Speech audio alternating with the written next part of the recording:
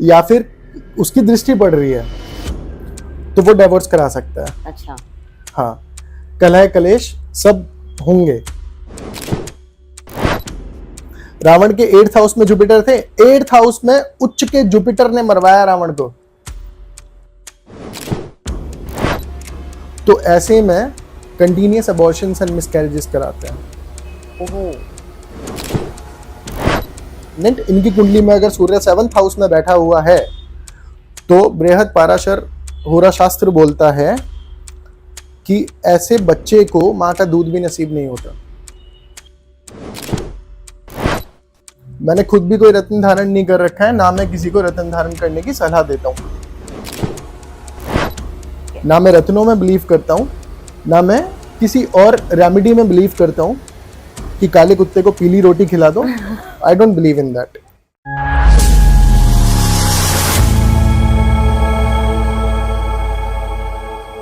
Hello and namaste everyone, welcome to the Khaira show. आ गई हूँ मैं एक नए पॉडकास्ट में एक नए गेस्ट के साथ। जैसे कि आप सब जानते हैं कि मेरे जो पॉडकास्ट होते हैं, मेरे जो गेस्ट होते हैं, वो ज़्यादातर ऑकल्ट फील्ड से होते हैं। इधर हीलर होते हैं या फिर वास्तु एक्सपर्ट्स होते हैं या फिर एस्ट्रोलॉजी पे मैंने बहुत सारी वीडियोस बनाई हैं। अगर आपने वो सारी वीडियोस नहीं देखी हैं तो प्लीज़ पहले जाकर उन्हें देखिए, मैं डिस्क्रिप्शन में लिंक डाल दूंगी। आपने मुझे बहुत प्यार दिया है, लेकिन मैं आपसे सॉरी बोलना चाहती हूँ क्योंकि मैं कई दिनों से पॉडकास्ट नहीं बना पा रही थी, लेकिन आई एम बैक एंड आज का पॉडकास्ट बहुत ही मजेदार होने वाला है क्योंकि बहुत सारे एस्ट्रोलॉजी पॉडकास्ट हमने पहले बनाई है जहाँ पे हमने ज्योतिष की बात की है, जहाँ हम कुंडली के बारे में बात कर रहे थे, बहुत सारे ग्रहों के बारे में बात कर रहे थे, लेकिन आज थोड़ा और कुंडली के बारे में समझेंगे, कुछ और एस्ट्रोलॉजी के कोई और एस्पेक्ट से देखेंगे।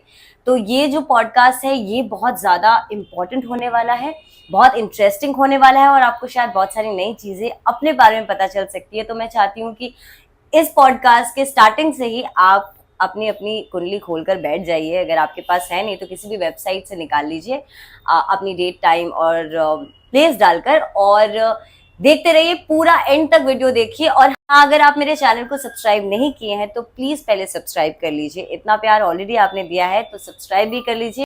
जो आज के जो हमारे गेस्ट हैं, मैं देर नहीं करूंगी और उनसे मिलवाऊंगी आपको, और मैं चाहती हूँ कि उनका इंट्रोडक्शन वो खुद आपको दे क्योंकि वो एस्ट्रोलॉजी के फील्ड से जुड़े हुए हैं और उन्होंने अभी थोड़ी देर पहले, पॉडकास्ट के पहले, मेरी भी कुंडली देखी और हमारी बहुत सारी बातचीत हुई और मैंने बहुत सारी, उन्होंने प्रेडिक्शन दी जो मुझे बहुत सही लगी। तो मैं चाहती हूँ कि वो अपना खुद इंट्रोडक्शन दे।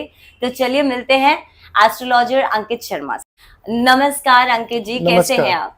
बहुत बढ़िया, थैंक यू, आप खैरा शो में आए हैं। Thank you for having me. Yes, and मैंने अभी अपने ऑडियंस को कहा कि आप अपना इंट्रोडक्शन देंगे तो ज़्यादा अच्छा रहेगा। तो प्लीज़ पहले ये तो बताइए कि आप एस्ट्रोलॉजी को कब से पसंद करने लगे या इस फील्ड में कब से आए, कब से रुचि आई आपकी? देखिए, एस्ट्रोलॉजी अभी 1-2 दिन पुराना सब्जेक्ट नहीं है मेरे लिए। बेसिकली मेरी जनरेशन्स जो हैं वो एस्ट्रोलॉजी के ऊपर ही बेस्ड है। मेरे ग्रैंडफादर एस्ट्रोलॉजर थे, मेरे अंकल, मेरे चाचा एस्ट्रोलॉजर हैं। तो आप कह सकते हैं मेरे जीन्स में है कहीं ना कहीं एस्ट्रोलॉजी। ओके, सो वो पीढ़ियों से पीढ़ी चलती दर आ पीढ़ी, रही है। हाँ, आप कह सकते हैं। जी बिल्कुल।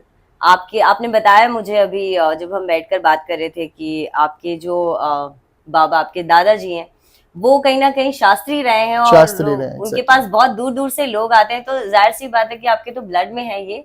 हाँ जी।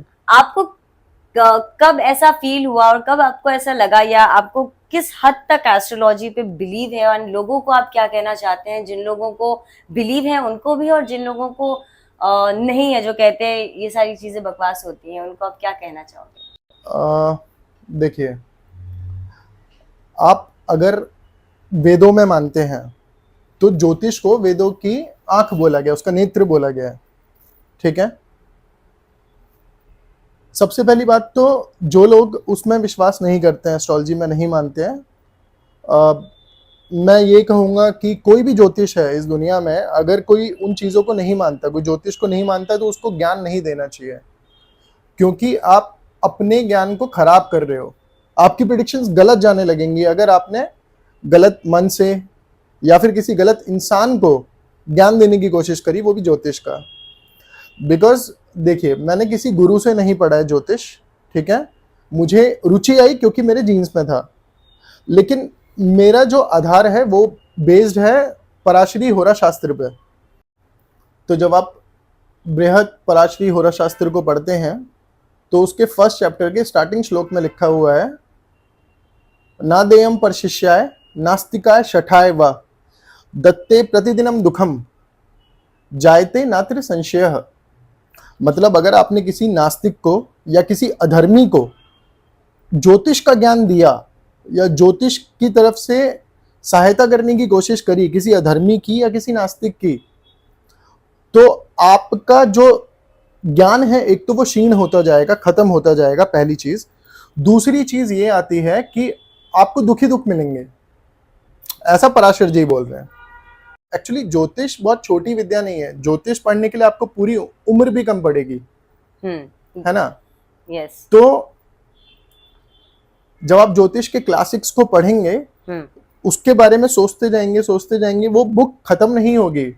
उसके इतने मीनिंग्स निकलते हैं। आप उत्तर कालामृत पढ़ेंगे, क्लासिक है, आप बृहद होरा शास्त्र पढ़ेंगे, आप भृगुनाड़ी ज्योतिष पढ़ेंगे, तो वो अथाह का सागर है। राइट।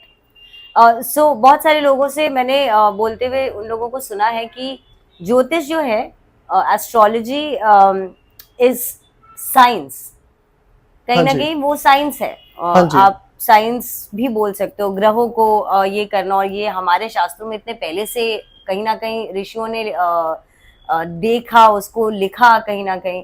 कुछ लोगों का ये कहना है, आप कितने हद तक मानते हैं कि ज्योतिष सिर्फ साइंस है या फिर एक तरह का आर्ट है? क्योंकि मैंने सुना है जितना आप पढ़ते जाते हो आप बहुत कुछ उसमें से अलग नई नई चीजें और निकलती जाती है। देखिए, ज्योतिष आर्ट भी है और ज्योतिष साइंस भी है, ज्योतिष विज्ञान भी है क्योंकि वो प्लैनेटरी मोशंस के ऊपर बेस्ड है, और ज्योतिष आर्ट भी है कि आप उस चीज को किस तरीके से समझ रहे हो। That is your art, the art is there. Right.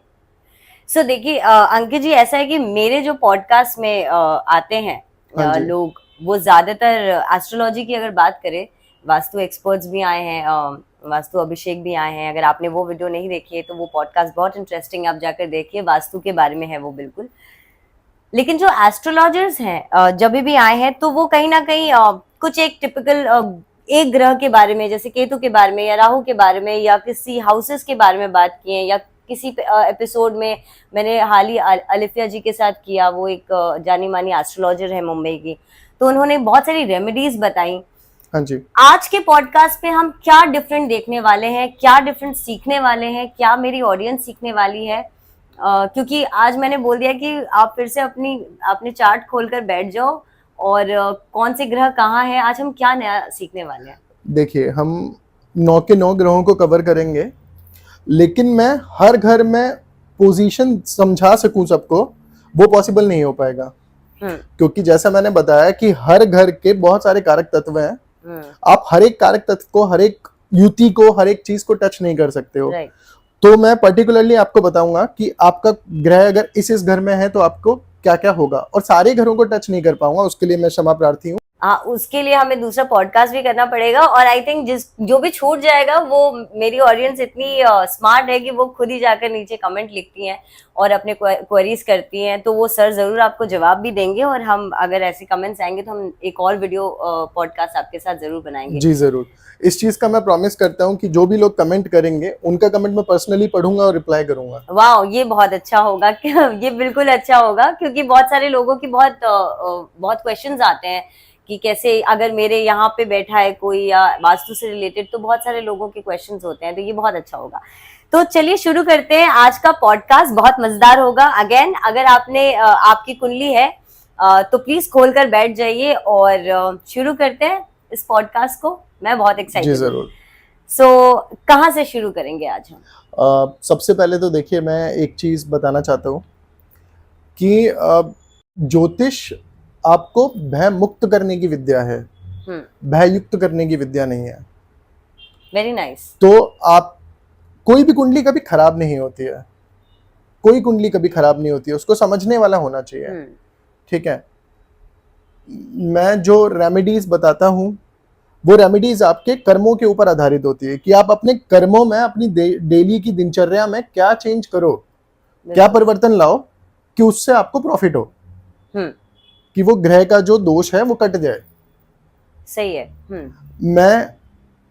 मैंने खुद भी कोई रत्न धारण नहीं कर रखा है, ना मैं किसी को रत्न धारण करने की सलाह देता हूँ। वो काम करते हैं, करते होंगे, मैं उन चीजों में बिलीव नहीं करता हूँ। Okay. ना मैं रत्नों में बिलीव करता हूँ, ना मैं किसी और रेमेडी में बिलीव करता हूँ कि काले कुत्ते को पीली रोटी खिला दो। I don't believe in that. अच्छा देखिए, सबसे पहले तो एक बात समझने की जरूरत है यहाँ पे कि जो मैं आपको ग्रहों के बारे में बताऊंगा उसमें मैं वो केस बता रहा हूँ जहां पे कोई युति नहीं बन रही है, जहां पे कोई दृष्टि नहीं है, और मैं किसी राशि में नहीं बता रहा हूँ, मैं घर में बता रहा हूँ पर्टिकुलर, कि उस घर में अगर कोई प्लैनेट बैठा है। Okay. क्योंकि युतियां आते ही जहां पे वो किसी के साथ प्लैनेट के साथ कंबाइन होके बैठ जाता है या फिर किसी की दृष्टि आ जाती है, तो वहां पे प्रेडिक्शन डिफरेंट हो जाती है। तो कोई उठ के बोलेगा कि भाई मेरा सूर्य बैठा है तो उस तरीके से काम नहीं कर रहा। तो ये एक जनरल प्रेडिक्शन general है, prediction है। नॉट जैसे किसी राशि में कोई वो बैठे हैं, Yes. किसी राशि में एक पर्टिकुलर ग्रह बैठा है, तो वैसा नहीं, आप हाउसेस के हिसाब से बता रहे हैं। हाँ जी। करेक्ट। हाँ, ओके, correct। सो इस चीज को क्लियर करना बहुत मद्देनजर जरूरी रखा था। जाए। हाँ हाँ बिल्कुल। जी। चलिए अब हम शुरू करते हैं सूर्य से। हाँ जी, सूर्य देखिए 9 ग्रहों में अगर किसी को राजा की उपाधि दी गई है तो वो सूर्य है। ठीक है, सूर्य को पिता की भी उपाधि दी गई है। सूर्य, आपको ये समझना पड़ेगा कि सूर्य एक क्रूर ग्रह है ना। अब क्रूर ग्रह कौन से होते हैं? राहु, केतु, शनि, मंगल, सूर्य, इवन चंद्रमा। अच्छा। क्षीण चंद्रमा, जिसको डिक्रीजिंग मून कहा जाता है, वो एक अलग कंसेप्ट है, डिक्रीजिंग और पॉजिटिव और नेगेटिव मून का। ओके। बेसिकली ये ग्रह अगर उपच्या भाव में बैठे हैं, ये सारे ग्रह, उपचा मतलब भाव क्या होता है? उपच्या भाव होता है जो समय के साथ जिसमें वृद्धि होती है। आपका तीसरा घर, आपका छठा घर, 6th हाउस, और योर 11th हाउस, अगर इन घरों में सूर्य बैठे हैं तो सूर्य बहुत अच्छे हैं, आपको कोई टेंशन लेने की जरूरत नहीं है उनकी। ओके। ठीक है, इसके अलावा अगर सूर्य कहीं पे बैठे हैं तो थोड़ा प्रॉब्लमेटिक हो सकता है। जैसे अगर मान लो किसी के बर्थ चार्ट में लगन में सूर्य बैठ गए, सॉल्ट इनटेक बहुत ज्यादा होगा। सॉल्ट इनटेक बहुत ज्यादा होगा, जो लोगों को नॉर्मल लग रहा होगा नमक जिसमें, ये ऊपर से डाल के खाएगा। दूसरा, कुछ समय के बाद उसके बाल झड़ने शुरू हो जाएंगे। तीसरा, अगर वो सूर्य पॉजिटिव है तो उसमें लीडरशिप क्वालिटी होगी। ओके। ठीक है, अथॉरिटेटिव होगा। लेकिन एक थ्योरी आती है उत्तर कालामृत से जो ये कहती है कारको भावनाश्य। वो क्या होता है? कारको भावनाश्य मतलब अगर कोई ग्रह अपने कारक घर में बैठ जाए तो वो वहां का नाश करता है, उसके भाव के रिजल्ट का खराब कर देता है, उसको नाश कर देता है उसका। इसको थोड़ा और अगर इजी तरीके डीप में अगर इजीली अगर मैं बोलूं, अगर सूर्य आपका 1st हाउस में है, 9th हाउस में है, तो वो अच्छा सूर्य नहीं माना जाता अकॉर्डिंग टू, ये मैं नहीं बोल रहा हूँ, ये उत्तर कालामृत बोल रही है। ओके। कि वो सूर्य अच्छा नहीं है जो पहले और 9वें भाव में बैठा है। अच्छा। ठीक है, अगर यही सूर्य आपका 6th हाउस में चला गया जो उपचय भाव है, उसमें चला गया, तो ये एंगर को खत्म कर देगा आपके। मतलब ऐसा नहीं कि आपको गुस्सा नहीं आएगा, आपको गुस्सा आएगा, लेकिन आप गुस्से में आके कोई गलत डिसीजन नहीं लोगे। सूर्य अगर आपके 7वें घर में बैठे हैं, 7th हाउस में डेबिलिटेटेड या एग्जॉल्टेड बैठा है, वो क्या होता है? उच्च का और नीच का सूर्य बैठा है 7th हाउस में। ऐसा नहीं कोई भी मुंह उठा के बोले कि भाई हमारे 7th हाउस में सूर्य बैठा है, इट शुड बी डेबिलिटेटेड और एग्जॉल्टेड। तो वो किसी को पता कैसे चलेगा? ऐसे पता चलेगा, जहां पे आपका 7th हाउस में अगर सूर्य लिखा है, ऊपर 1 नंबर लिखा है या 7 नंबर लिखा है, तो वो समझ सकता है कि ये उच्च है या नीच है। अगर 1 नंबर लिखा है ही, जो नंबर्स लिखे होते हैं, तो वो 7th हाउस में कौन से नंबर में, कौन से राशि में सूर्य बैठा है? देखिए, अगर मेष राशि की कुंडली में बैठा होगा सूर्य, 7वें घर में बैठा होगा तो नीच का सूर्य होगा। अगर तुला लग्न की कुंडली में सूर्य बैठा होगा 7वें घर में, तो वो उच्च का सूर्य होगा। ओके। ठीक है। ओके। तो बेसिकली मेष लग्न और तुला लग्न, एरीज असेंडेंट और लिब्रा असेंडेंट, इनकी कुंडली में अगर सूर्य 7th हाउस में बैठा हुआ है, तो बृहद पाराशर होरा शास्त्र बोलता है कि ऐसे बच्चे को मां का दूध भी नसीब नहीं होता। अच्छा। या तो मां की डेथ हो जाती है या किसी भी रीजन से बच्चा मां से अलग हो जाता है। ओके। ओके। ये इतना सीरियस, इतना चीजें सीरियस, पता चल सकती हाँ हैं ये चीजें इतनी कुंडली से। सीरियस होती है। आप देख सकते हैं किसी की भी ऐसे की कुंडली उठाइए जो मेष लग्न या तुला लग्न की कुंडली हो, उसमें सूर्य अगर 7वें घर में है तो आप खुद रिजल्ट देख सकते हैं। ओके, और दृष्टियों की अभी हम बात नहीं कर रहे हैं, तो दृष्टियां हाँ अगर हम छोड़ दें और युतियां भी हम छोड़ दें, हाँ, कॉम्बिनेशंस, तो ओके। सूर्य अगर किसी का 10th हाउस में बैठा है, ये व्यक्ति अपने काम को पूरी ईमानदारी से करेगा, पर क्योंकि ये उपचा भाव नहीं है तो वहां पे इशू क्या आ सकते हैं, ये जहां पे जॉब कर रहा होगा वहां पे कोई ना कोई ईगो क्लैश हो सकता है, ओके, उसके चक्कर में मतभेद हो सकता है ना। अगर किसी की कुंडली में सूर्य 12वें घर में बैठ गया, 12th हाउस में बैठ गया, तो 12वें घर में सूर्य का बैठने का मतलब है पिता से दूरी। अब या तो पिता की डेथ हो जाती है, या फिर तुम पिता से खुद ही दूर हो जाते हो, तुम्हारा काम भार हो गया, तुम पिता से दूर हो गए, तुम्हारी पिता से लड़ाई हो गई, तुमने घर छोड़ दिया, तुम पिता से दूर हो गए। या बच्चों का एजुकेशन भी बचपन में कहीं दूर हो जाता है, तो उस वजह से भी उस पिता से दूरी, उस किसी वजह भी से भी, हाँ किसी भी रीजन से पिता ओके। से दूरी होती है। सूर्य हो गया। ओके, अगर सूर्य के थोड़े बहुत अगर कॉम्बिनेशंस की बात करें, क्योंकि अकेला सूर्य शायद बहुत लोग की कुंडली में नहीं बैठा, कोई ना कोई तो होगा, तो किसी को अगर राहु को पकड़ना चाहे हम तो। राहु सूर्य के साथ बहुत खराब होता है, वो सूर्य ग्रहण लगा देता है। सूर्य की सबसे अच्छी युति होती है जुपिटर के साथ, बृहस्पति के साथ। अच्छा, सूर्य अगर बृहस्पति के साथ बैठा है तो इस व्यक्ति से ज्यादा आत्मज्ञान, अपने लिए क्या अच्छा है क्या बुरा है किसी को नहीं पता, जो इसको पता होगा कि इसके लिए क्या अच्छा है और क्या बुरा है। और ये किस हाउस के लिए आप बता रहे हैं? फर्स्ट हाउस के लिए। Okay. जिस भी जगह बैठा होगा उस जगह का ज्ञान होगा इसको। जिस भी हाउस में बैठा हाँ। होगा बेसिकली। ओके, हाँ, राजा की बात हो गई, जी। अब रानी पे आते हैं। चंद्रमा। Moon okay. चंद्रमा सबसे फास्ट चलने वाला प्लेनेट है। हाँ, 15 डेज का होता है। चंद्रमा मन को रिप्रेजेंट करता है, Right. तो आपकी मदर को रिप्रेजेंट करता है। जैसे मन अभी यहां बैठा है, अभी लंदन पहुंच गया, तो चंद्रमा की गति सबसे फास्ट है, तो मून सबसे डेंजरस प्लैनेट कहा Okay. गया है। अगर आपका मन आपके कंट्रोल में है ना, तो आप कुछ भी कर सकते हो जीवन में। अगर आपका मन ही आपके कंट्रोल से बाहर है, कोई आपकी मदद नहीं कर सकता। ये तो ट्रू है, राइट। तो बेसिकली आपका चंद्रमा जहां बैठा है, आप मन उस घर के उन्हीं भावों में लगाओगे। ओके। आपका मून अगर लगन में बैठा है तो अपने आप में मन लगेगा आपका, अपनी हेल्थ के बारे में सोचोगे, अपने बारे में बहुत ज्यादा सोचोगे, अच्छा, है ना। अगर आपका मून बैठा है 4th हाउस में, माता से अपनी बहुत प्यार होगा आपको, वाहन से, प्रॉपर्टी से बहुत प्यार होगा आपको। ये व्यक्ति जिसका मून 4th हाउस में बैठा है, ये अगर बाहर जाएगा, ये कहीं भी बाहर जाएगा, इसके दिमाग में इसका घर चल रहा होगा, इसके दिमाग में चल रहा होगा कि मैं कैसे करके यहां से निकलूं और घर पहुंचूं।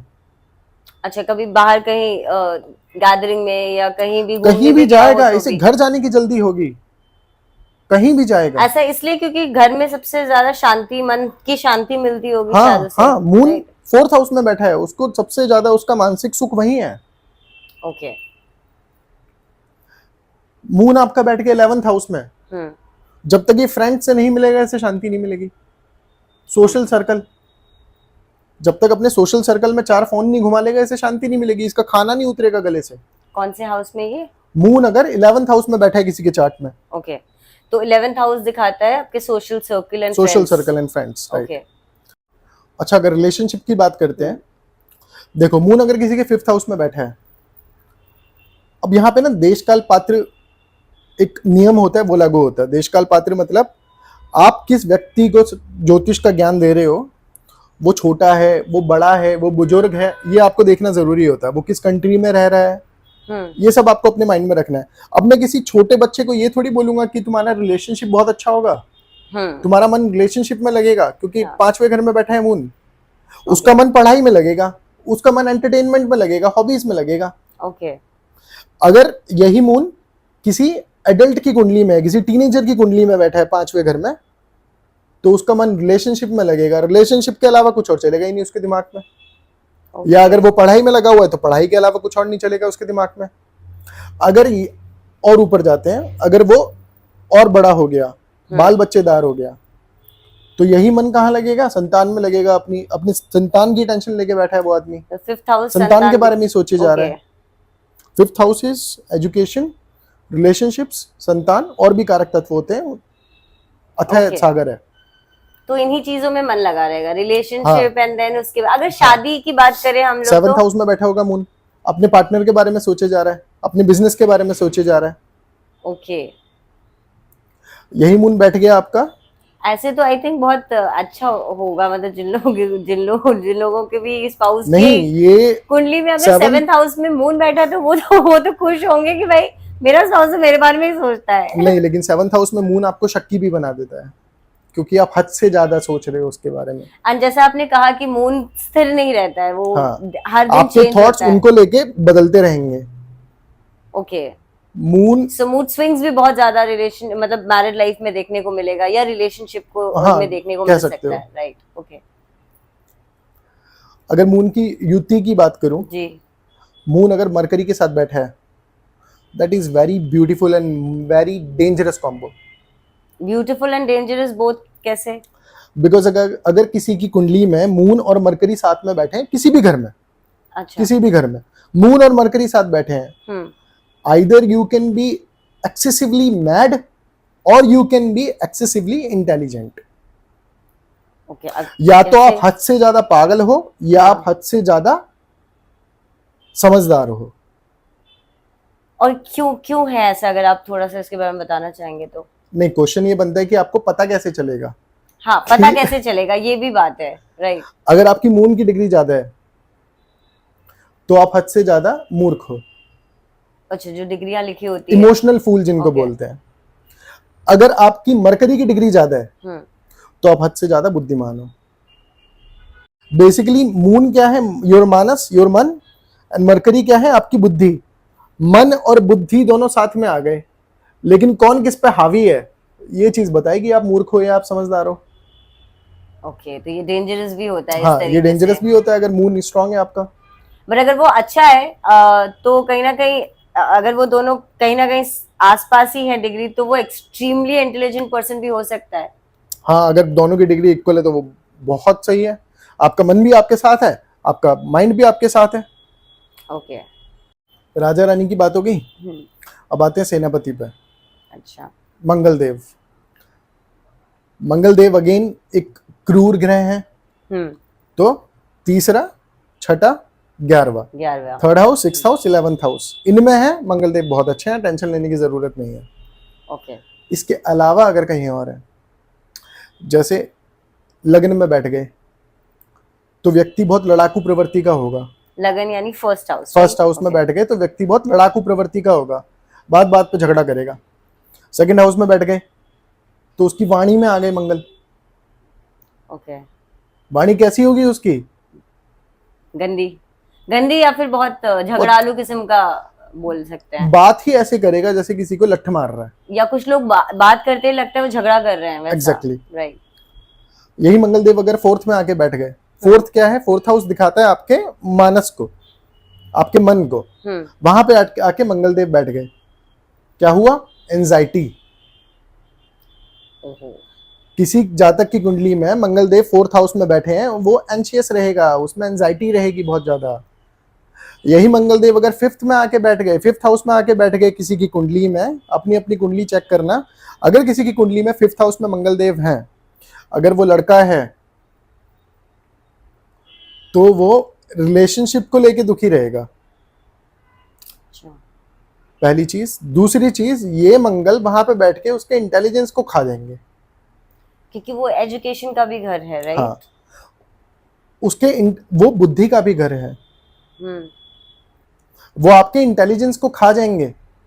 ओके, ठीक है, यही अगर किसी लड़की की कुंडली है मान लो, उसमें मंगलदेव आके बैठे हैं पांचवें घर में, मंगलदेव पांचवें घर में कहीं ना कहीं अच्छे नहीं माने जाते लड़की की कुंडली में, क्योंकि मंगलदेव ऐसे में अबॉर्शन कराते हैं, ओके, ऐसा शास्त्र बोलते हैं।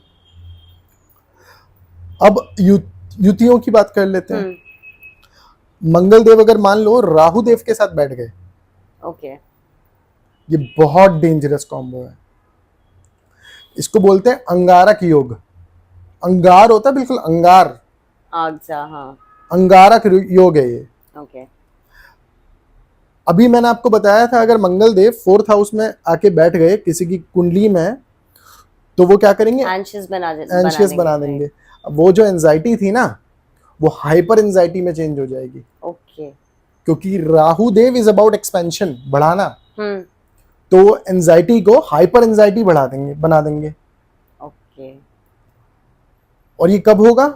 ऐसा नहीं हर टाइम व्यक्ति हाइपर एंशियस होके घूम रहा है, ये जब जब घर में होगा तब तब होगा, क्योंकि वो घर भी दिखाता है 4th हाउस, वो घर का भाव है। हाँ। ये व्यक्ति जब जब घर में होगा, ये तब तब हाइपर एंजाइटी का शिकार रहेगा। घर में इतने कलह कलेश होंगे या कोई ना कोई ऐसी टेंशन इसको घर में मिलेगी ही मिलेगी।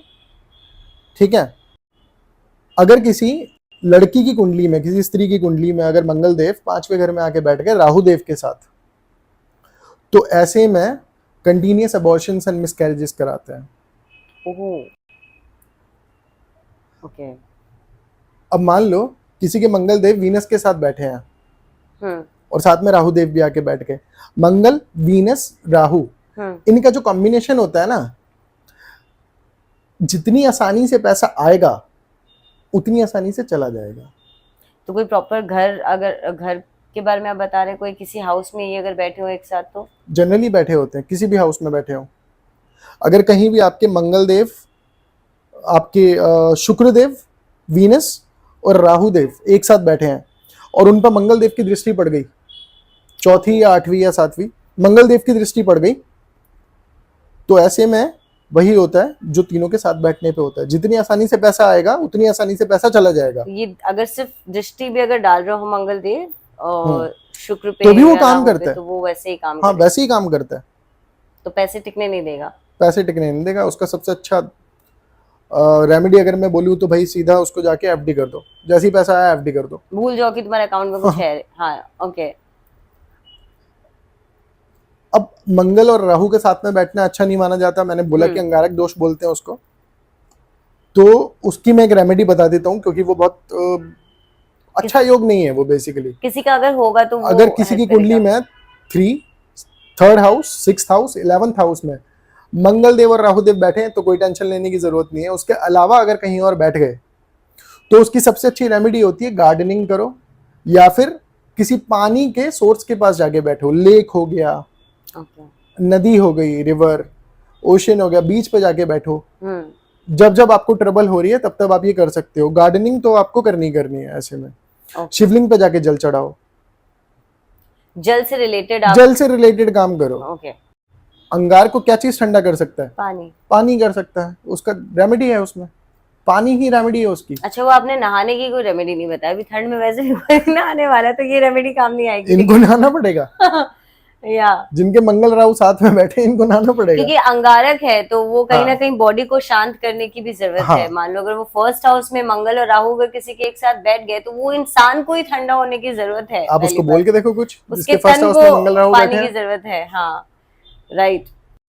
आपने वो लड़के देखे हैं जो रिलेशनशिप में गुस्सा आता है, फोन पे बात कर रहे होते हैं, फोन देके मार देते हैं अपना? बहुत ज्यादा ऐसे होते हैं लोग, फिजिकली और मेंटली अब्यूजिव होते हैं अपने रिलेशन में। ये वही होते हैं जिनकी कुंडली में मंगल राहु साथ में 5th हाउस में बैठे हैं। ओके, ये वही होते हैं। ऐसा कोई बॉयफ्रेंड आपका रहा है तो आप देख सकते हो। हाँ, ये वही होते हैं। देखिए टाइम डेट बर्थ निकाल के, अगर मंगल राहु यही कॉम्बिनेशन अगर किसी के चार्ट में 12th हाउस में बैठ गया, 12th हाउस किसका होता है? शैया सुख का, बेड प्लेजर का, मीनिंग सेक्स का। व्यय का भी घर वही होता है, दान का भी घर वही होता है। ओके।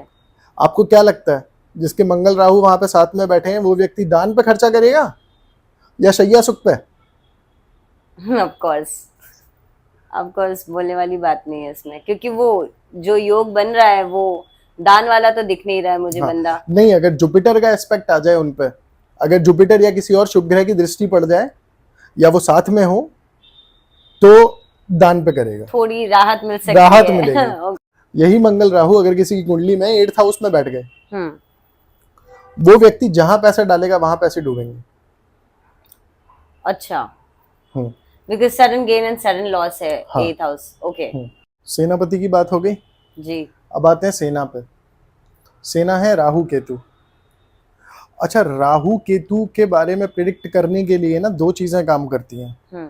उनको पूरी तरीके से समझने के लिए। और लोग बहुत डरते हैं राहु केतु से। हाँ, राहु केतु से बहुत डरते हैं लोग, लेकिन यही राहु रोड से उठा के करोड़पति बना देता है लोगों को। मैं बताऊंगा कैसे। राहु केतु को समझने के लिए दो चीजें काम करती हैं, एक तो वो नवांश में कहाँ पे हैं, और दूसरा वो किस राशि में बैठे हैं, वो मित्र की राशि में है, वो शत्रु की राशि में है। ओके। ठीक। राहु देव के बारे में उत्तर कालामृत में लिखा है शनिवत राहु, मतलब राहु शनि की तरह है। जैसे शनि है वो अभाव को दिखाते हैं, वो पॉवर्टी को दिखाते हैं, गरीबी को दिखाते हैं, वैसे ही राहु देव भी अभाव और गरीबी को दिखाते हैं। ओके। ठीक है। अच्छा, बृहद पराशर होरा शास्त्र में महाबली किसको बोला होगा पराशर जी ने? आप मुझसे पूछ रहे हैं? हाँ, महाबली तो बलि के हिसाब से तो मंगल देव मुझे लगता है, जहां तक। मंगल देव बली हैं, क्योंकि मंगल बिगड़ा तो भस्मासुर, मंगल बना तो हनुमान जी।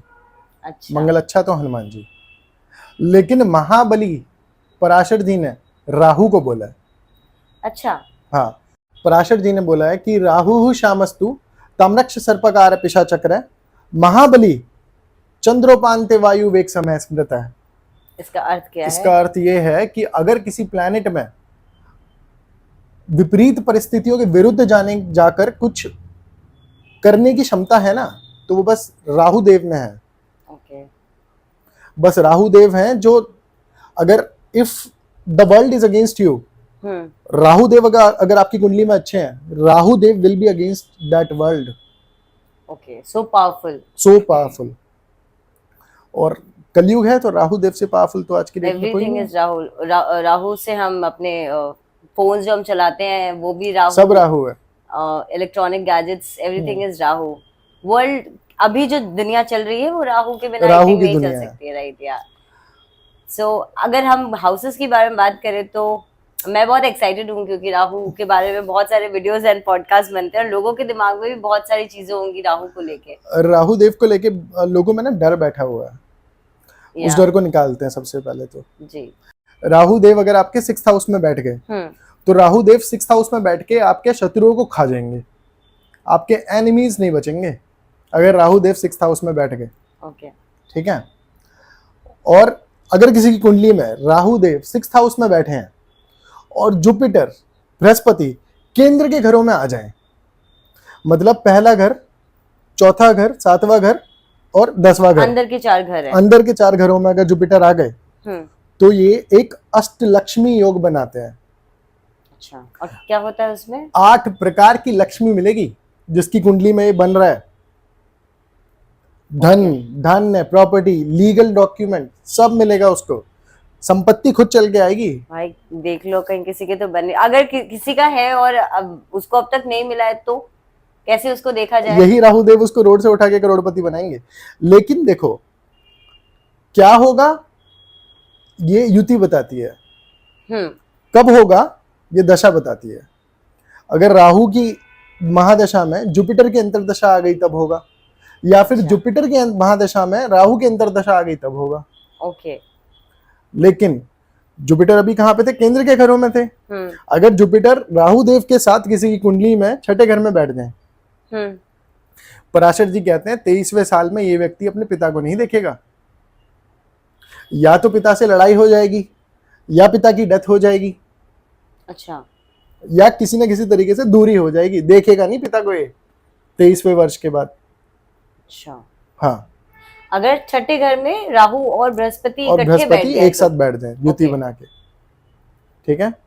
ओके। राहु अगर किसी का लगन में चला गया, जैसे आपने बोला राहु इज टेक्नोलॉजिकल गैजेट्स, इसको सबसे एडवांस्ड टेक्नोलॉजिकल गैजेट चाहिए। सबसे एडवांस्ड लैपटॉप हो, फोन हो, सब कुछ इसको एडवांस चाहिए। और जब तक ये दूसरों को शो ऑफ नहीं करेगा ना, इसको तसल्ली नहीं मिलेगी। अच्छा, दिखाना भी है। Rahu is about show off. Okay. आपने बोला ये दुनिया राहु की है, राइट, तो उसको शो ऑफ चाहिए। राहु अगर किसी की कुंडली में 9वें घर में बैठ गए, 9वां घर धर्म का होता है। अगर युति बन जाती है, अगर कोई किसी की दृष्टि नहीं है, किसी की युति नहीं है, तो राहु देव वहां पे उसको धर्म के लिए एक्सट्रीमिस्ट बना देते हैं। बहुत ज्यादा धार्मिक होगा वो बंदा, ऐसा कट्टर होगा कैसे? अपने धर्म को लेके। ओके। अगर गलती से जो मैंने आपको त्रिषडाया भाव बताए थे, जो उपचय भाव बताए थे, उनके स्वामी के साथ अगर इसका लिंक बैठ गया, तीसरे घर के स्वामी, छठे घर के स्वामी, 11वें घर के 11वें स्वामी, अगर उनके साथ लिंक बैठ गया, तो ऐसा व्यक्ति, पराशर जी कहते हैं, ये धर्म भ्रष्ट व्यक्ति होगा। ये दूसरे धर्मों में ज्यादा रुचि लेगा, अपने धर्म को नकार देगा। अच्छा।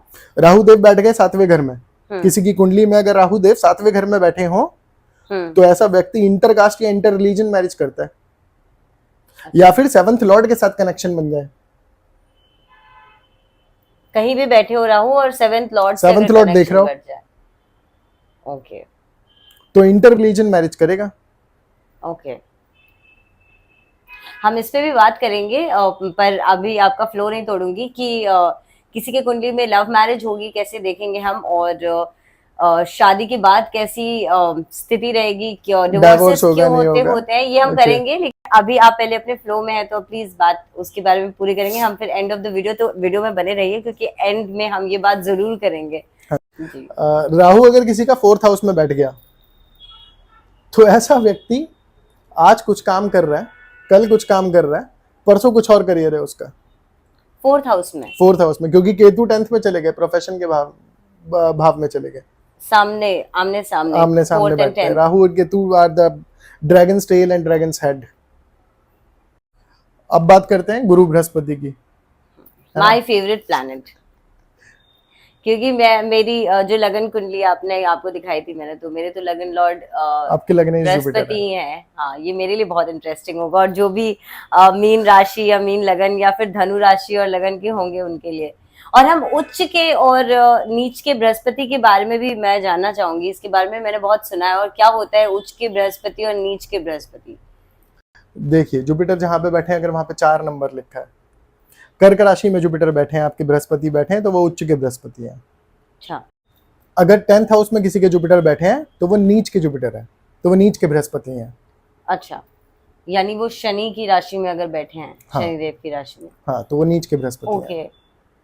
अच्छा, तो हम ऐसे बृहस्पति को देखते हैं, उच्च और नीच का हम ऐसे देखते हाँ हैं। जी। ओके। मैंने एक और एक चीज सुनी है अंकित जी की, बहुत सारे लोग, बहुत सारे ऐसे एस्ट्रोलॉजी पॉडकास्ट बनते हैं जहाँ पे, या फिर मैंने रील्स में भी देखा है कि कुछ एस्ट्रोलॉजर्स ये कहते हैं कि जहाँ पे बृहस्पति बैठते हैं वहां के लिए वो बहुत अच्छा नहीं करते, वो खराब होते हैं जिस हाउस में वो बैठते हैं। हालांकि उनकी दृष्टियों में तो अमृत है, लेकिन वो जहाँ बैठते हैं वहां का अच्छा नहीं करते। ये कितना सच है? देखिए, ये बात मैंने भी सुनी है, लेकिन मैं इस मत से सहमत नहीं हूँ। अच्छा। क्योंकि अगर आप सर्वार्थ चिंतामणि को पढ़ेंगे, तो सर्वार्थ चिंतामणि में जुपिटर को स्वस्थान हंता बोला गया है। स्वस्थान हंता मतलब वो अपने स्थानों की हानि करते हैं, अपने स्थानों के लिए शुभ नहीं है। अपने स्थान उनके कौन से हैं? 9वीं राशि, धनु राशि, और 12वीं राशि, 12वीं राशि, मीन राशि।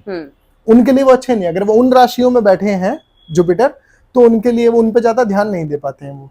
अच्छा। हाँ, लेकिन जहां उनका 5th एस्पेक्ट जा रहा है, जहां उनकी 5वीं दृष्टि जा रही है, या 9वीं दृष्टि जा रही है, वहां तो, या 7वीं दृष्टि जा रही है, वहां वो आपको लाभ देते हैं। उस केस में भी तो जुपिटर को ईश्वर बोला गया है बेसिकली। ऐसे में वो देव हैं, देवता ही हाँ। हैं, और भगवान ही कहा गया है उनको। हाँ, सारे लोग कहते हैं ना ग्रहों में। भगवान बचाएगा, यही है वो भगवान जो तुम्हारी कुंडली में बैठा हुआ है।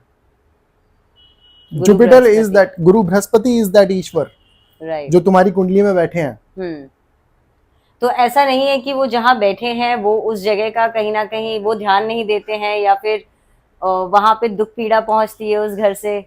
देखिए, जुपिटर आपके जहां बैठे होते हैं ना, उस चीज के बारे में ना पहले तो आपको लोगों से छुपाना होता है।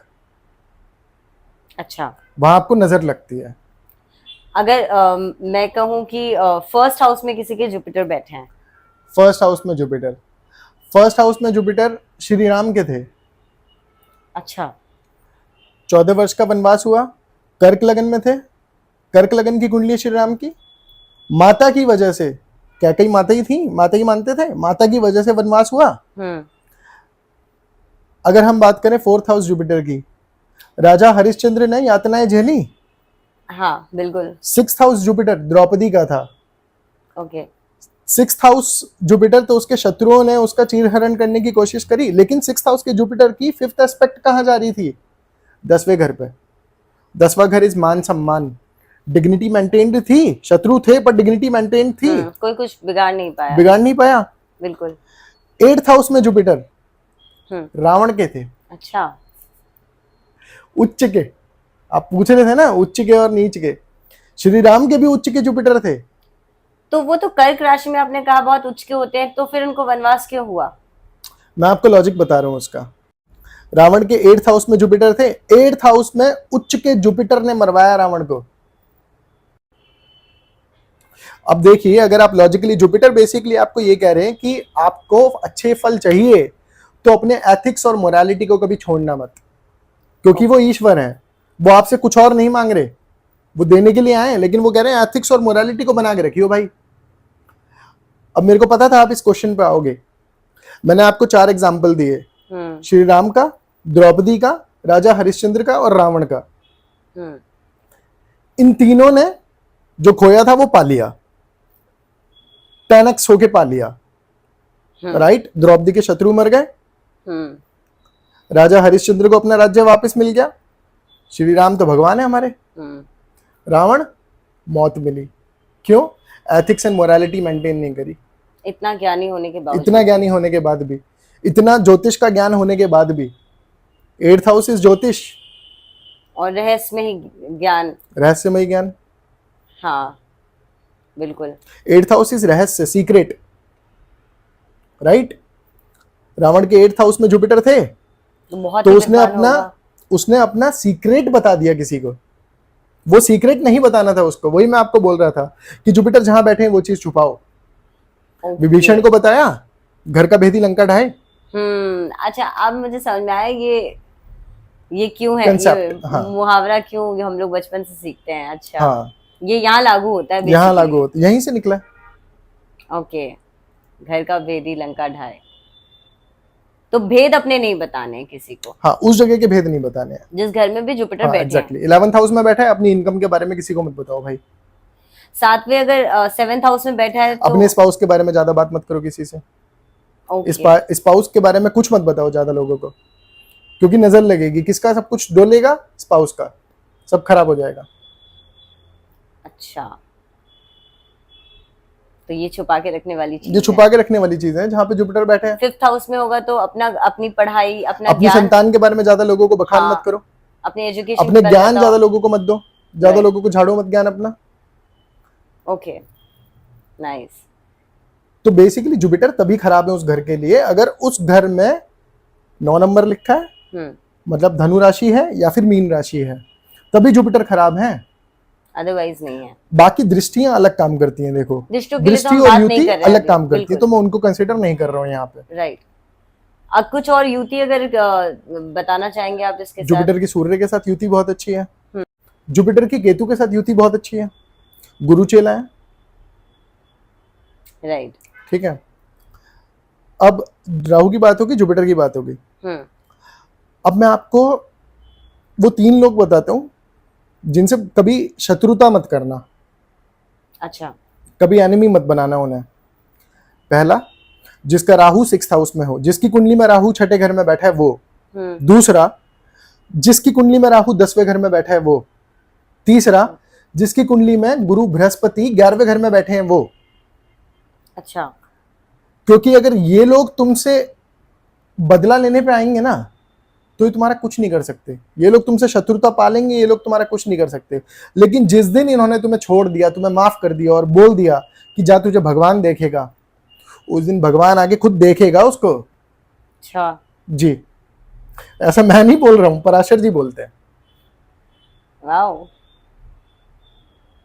तो ऐसे लोगों से दुश्मनी ना रखें, दुश्मनी मत रखना। जिनके राहु 6ठे घर में और राहु 10वें घर में और जुपिटर 11वें घर में। ओके। अब बात करते हैं शनिदेव की। बहुत लोगों को इंतजार होगा शनिदेव का। शनिदेव, उनसे लोगों को बहुत डर है, लेकिन जिस दिन तुम शनिदेव की फिलॉसफी को समझोगे ना, तुम्हें उनसे प्यार हो जाएगा जुपिटर की तरह। ठीक है। शनि जिस भाव में बैठते हैं हम्म, वो तुमसे कहते हैं कि भाई पेशेंस रख, या जहां जहां शनि की दृष्टि जा रही है शनि बोल रहे पेशेंस रख, तुझे मिलेगा। और क्यों मिलेगा पता है? शनि न्याय के देवता है, वो जहां जहां बैठे हैं वो चीजें तुम्हें देंगे, तुम्हें जरूर देंगे, तुम्हें डेफिनेटली मिलनी ही है वो चीज जहां शनि बैठ गए। क्यों देंगे? ताकि पूरी उम्र उसको लेके रोते रहो। अच्छा। हाँ, 7वें घर में शनि बैठ गए, शादी हो गई, पूरी उम्र वो इंसान जिसके 7वें घर में शनि बैठे हैं पूरी उम्र बोलेगा यार शादी करने से पहले ही अच्छा था, नहीं करनी क्यों चाहिए कर ली शादी। 5वें घर में बैठ गए, शनि जहां पे बैठते हैं अच्छा वो चीज लेट करवाते हैं, तुम्हें वहां पे पेशेंस रखने की जरूरत है। ओके। शनि 5वें घर में बैठ के बच्चा लेट होगा, संतान लेट होगी, और संतान होगी जरूर। क्यों होगी? ताकि कष्ट मिले संतान से, ताकि कल को वही संतान तुम्हारा कष्ट कारण दे बने। तुम्हें, ताकि तुम कल को बोलो कि यार नहीं करना चाहिए था इन्हें, क्यों ही पैदा करा। अच्छा। राइट।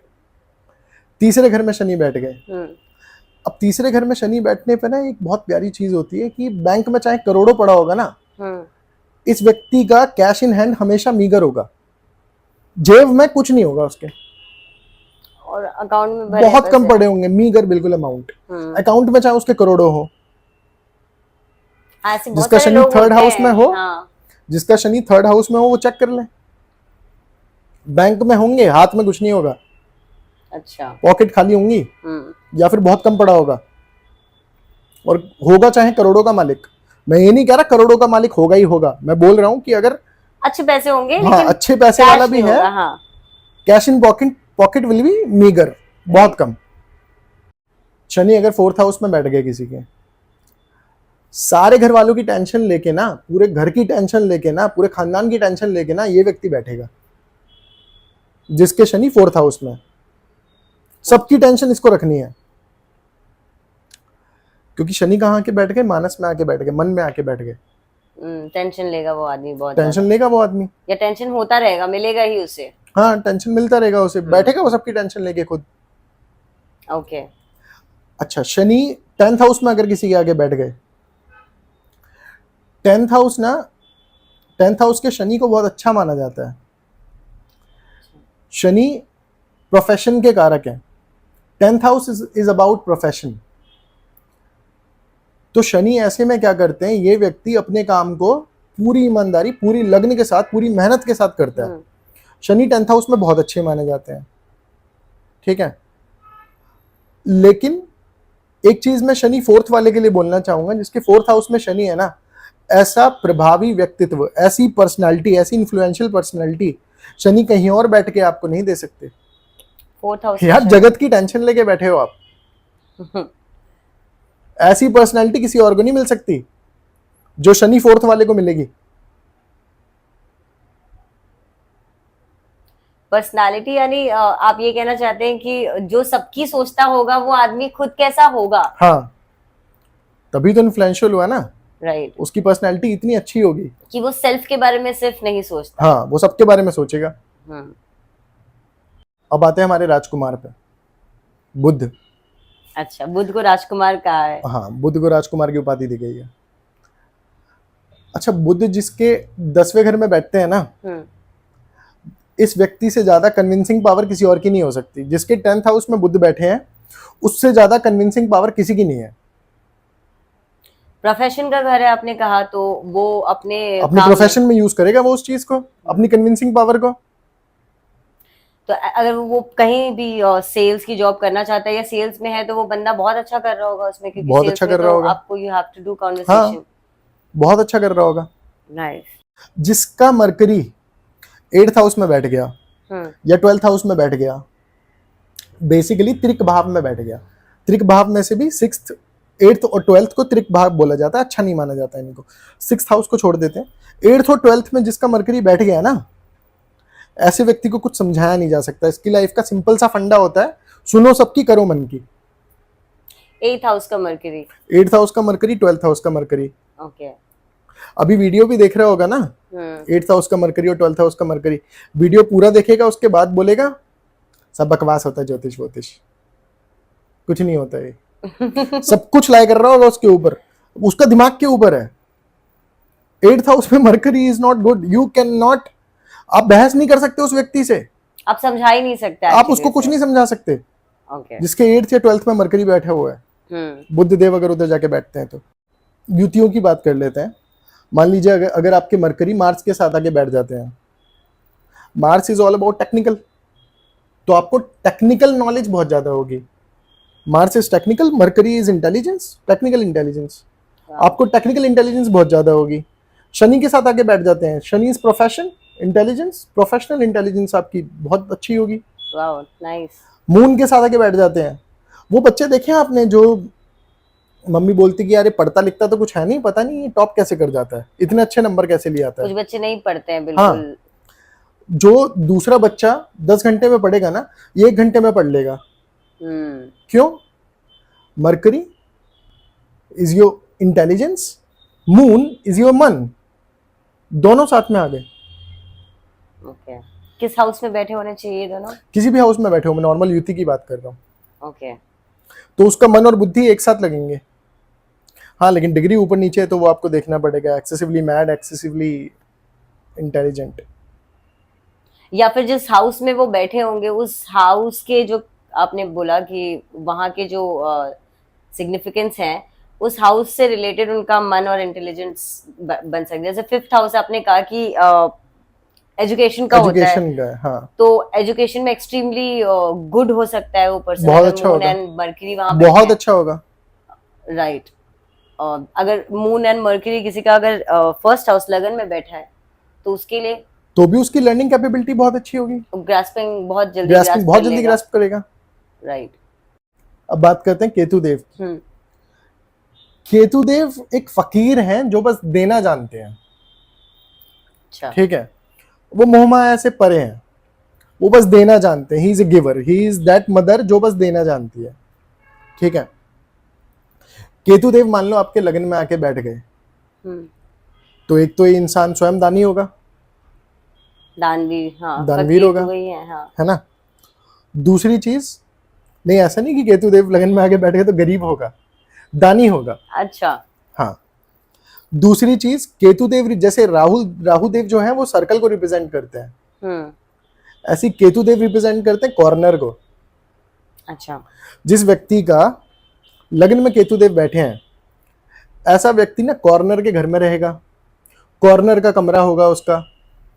अमिताभ बच्चन की कुंडली में है ये योग, केतु देव 1st हाउस में बैठे हैं। अच्छा, उनका वैसे है वैसा कॉर्नर का घर हाँ। होगा, उनका कमरा भी कॉर्नर का होगा। और ऐसे लोग बहुत एकांत प्रेमी होते हैं, अकेले में रहना पसंद करते हैं। केतु देव अगर मान लो किसी फीमेल की कुंडली में 3rd हाउस में आके बैठ गए, लाल किताब कहती है कि ऐसे में 2nd और 3rd चाइल्ड अबॉर्ट होगा या मिसकैरेज होगा। अच्छा, हाँ, ये बता देते हैं, ये प्रॉपर होता है। आप किसी भी फीमेल की कुंडली देखिए जिसमें केतु देव 3rd हाउस में बैठे हैं, उसका 2nd या 3rd चाइल्ड जरूर अबॉर्ट या मिसकैरेज हुआ होगा।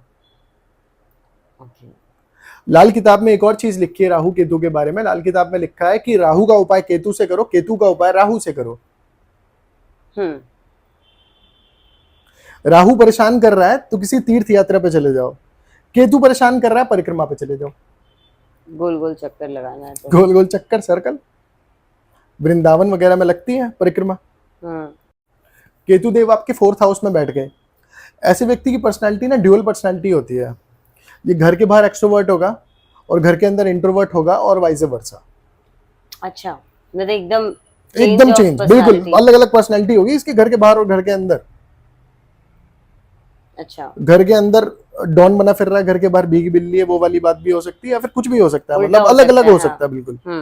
ठीक है, पर्सनालिटी बिल्कुल डिफरेंट होगी इसकी जब घर के अंदर और जब घर के बाहर है। ये वो हैं जिनका केतु देव जिनके 4th हाउस में आके बैठे हैं।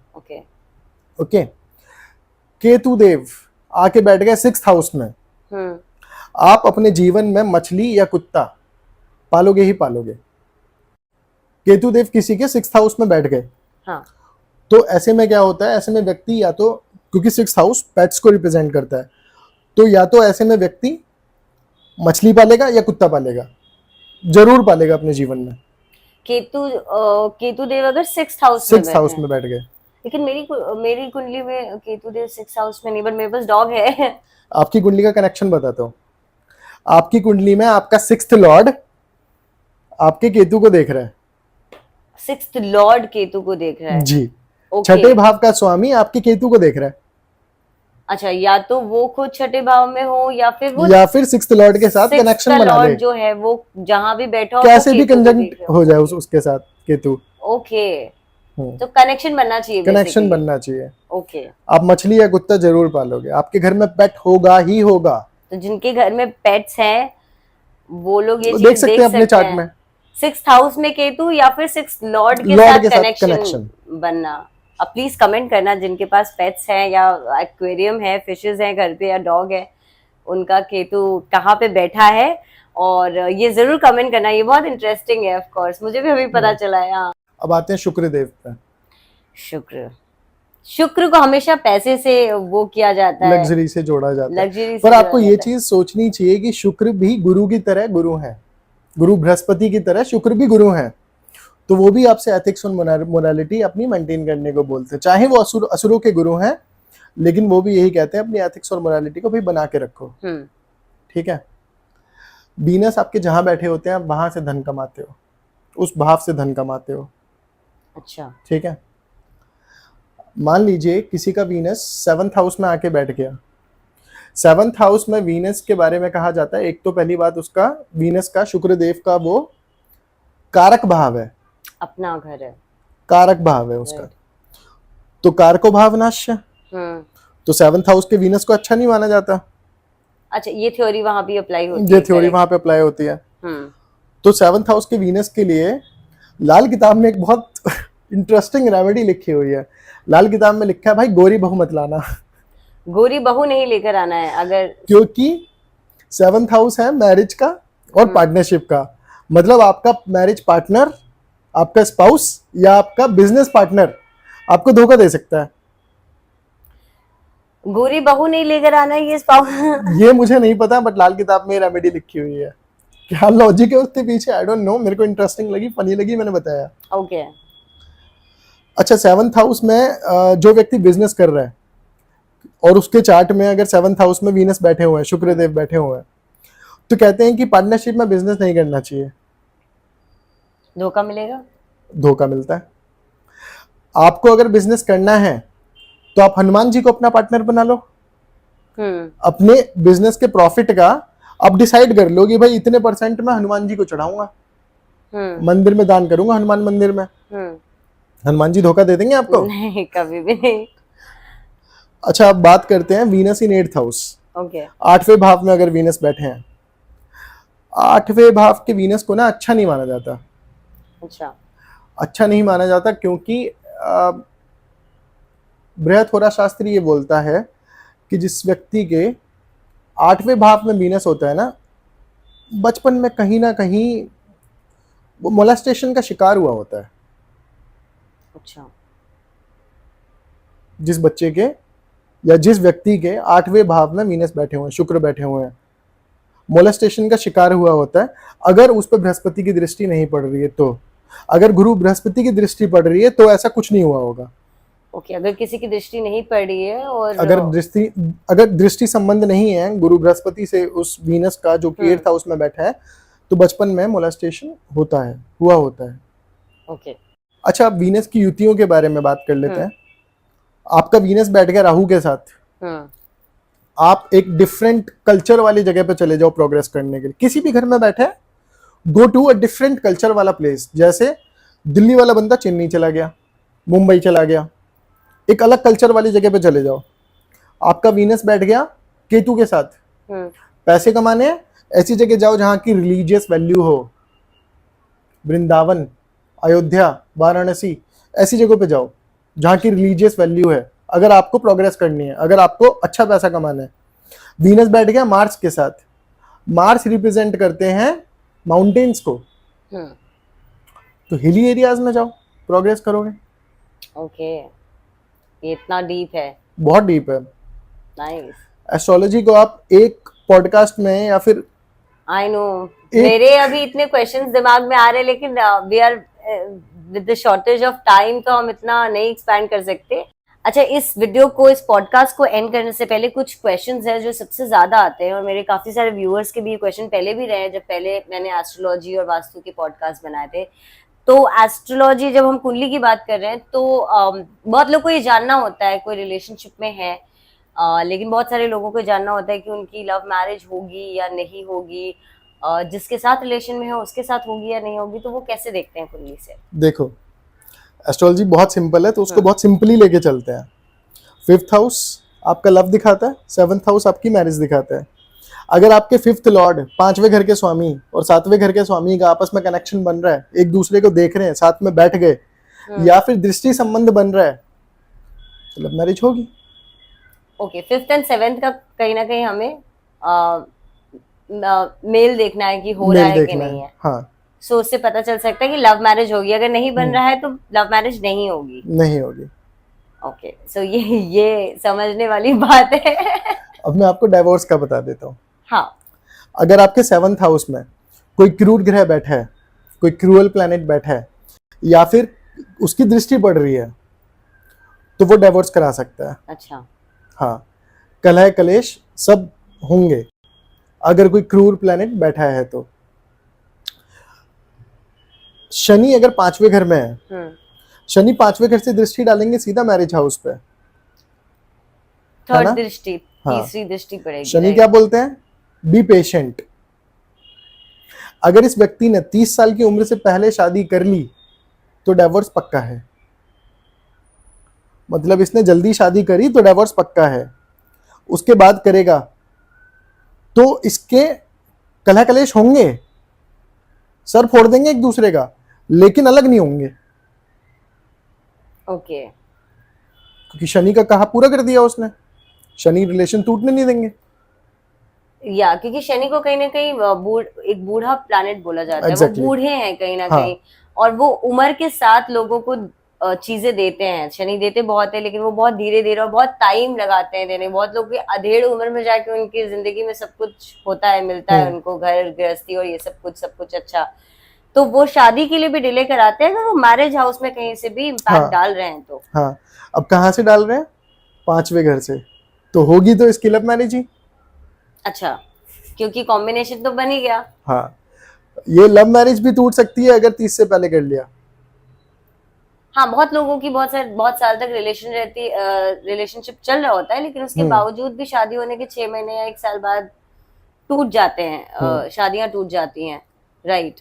लेकिन वही एस्ट्रोलॉजी भय मुक्त करने की विद्या है, हर चीज की रेमेडी है, तो टेंशन लेने की जरूरत नहीं है। आपके इस आज के पॉडकास्ट के बाद मुझे ऐसा लग रहा है, पहली बात तो आपको दोबारा बुलाना पड़ेगा मुझे, और मुझे ऐसा लग रहा है कि जितने प्यार से आपने ग्रहों को, जो आपने क्रूर ग्रह बताए हैं, शनि है, राहु है, केतु है, ये सारे जो ग्रह हैं, इनको लोग डराते बहुत ज्यादा।